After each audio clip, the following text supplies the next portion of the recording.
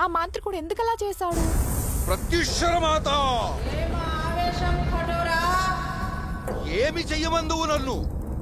ఆవేశము కాక ఆలోచన చెయ్యమందువా? నువ్వు చెప్పినట్టుగానే నా ప్రాణజ్యోతిని ఒకే ఘడియలో ఆవిర్భవించిన పంచాత్మల సమూహాన భద్రపరిచానే. నీవు చెప్పినట్టుగానే కన్యారాశిలో జన్మించిన కన్యను వశపరుచుకునేటకు తీసుకొచ్చినానే. మరి ఏమి ఈ ఆటంకము? నా విశ్వశక్తిని పొందుటకు ఆ కన్యను వశపరుచుకునే సమయంలో ఎవరు నన్ను అడ్డుకుంది? చెప్పు చెప్పు మాత.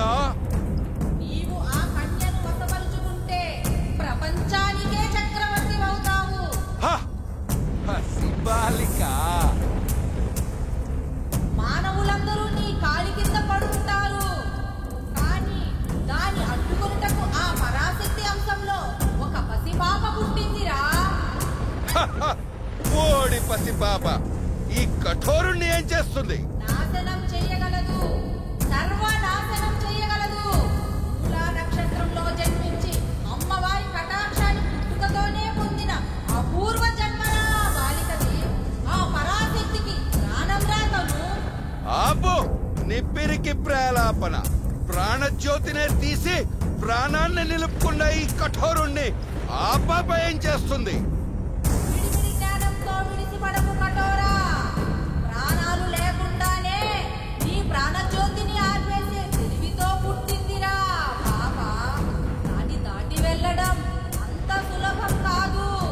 ప్రాణాలు లేకుండానే ప్రాణజ్యోతిని నిలబెట్టుకున్న కఠోరుణ్ణి, వాడి ప్రాణజ్యోతిని అంతం చేసే మార్గం నేను చూపిస్తా. ఆ ప్రాణజ్యోతిని ఆర్పేస్తే మాంత్రికుడి ప్రాణాలు గాల్లో కలిసిపోతాయి.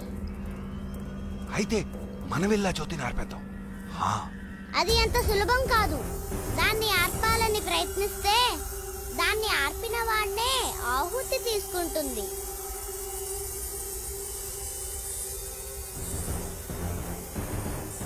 ఆత్మగా దాన్ని నేనేమీ చేయలేను. మానవులైన మీరే దాన్ని ఆర్పాలి. దైవాంశ సాంభూతురాలువా, రా, ఈ కఠోరా ముందుకు రా.